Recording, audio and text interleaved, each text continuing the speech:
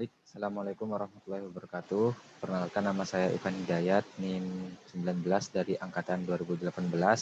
Di sini saya akan mempresentasikan tentang review jurnal untuk menyelesaikan tugas akhir pada mata kuliah Ekonomi Produksi Pertanian.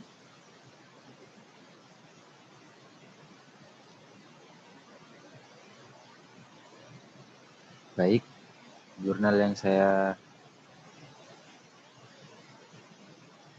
saya gunakan di sini berjudul Economic Efficiency and the Factors that Affected it in Corn Farming in Donggala Regency, atau efisiensi ekonomi dan faktor-faktor yang mempengaruhi dalam usaha tani jagung di Kabupaten Donggala. Nah, latar belakang dari jurnal ini yakni jagung merupakan komoditas yang memiliki nilai strategi tinggi seperti nasi.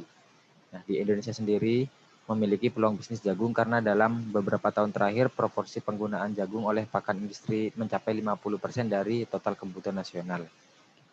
Menurut BPS tahun 2020 juga, produksi jagung di Sulawesi Tengah sendiri pada tahun 2019 mencapai 564.404 ton dengan produktivitas 4,35 ton per hektar.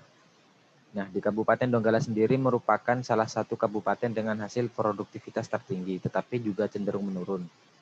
Salah satu penyebabnya yaitu petani masih menggunakan varietas lokal dengan hasil panen yang rendah.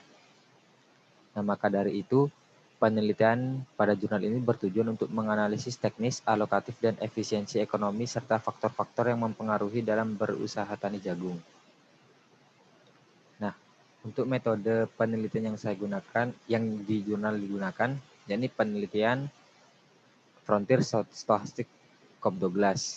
Nah, rumusnya yakni ln YI sama dengan 0 plus beta 1 ln X1 plus beta 2 dikali ln 2 plus beta 3 dikali ln X3 ditambah beta 4 dikali ln X4 ditambah VI min UI, di mana untuk Y itu yakni produksi jagung pipilan kering dalam bentuk kilogram, sedangkan X1 yaitu benih, X2 pupuk, X3 tenaga kerja, X4 pestisida.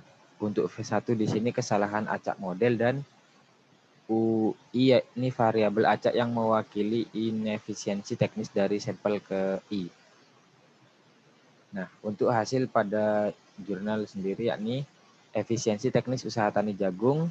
Di sini kelas tingkat efisiensi teknis dari range 8 sampai 8,9 memiliki frekuensi tertinggi yakni 41% dengan rata-rata efisiensi teknis sebesar 0,81.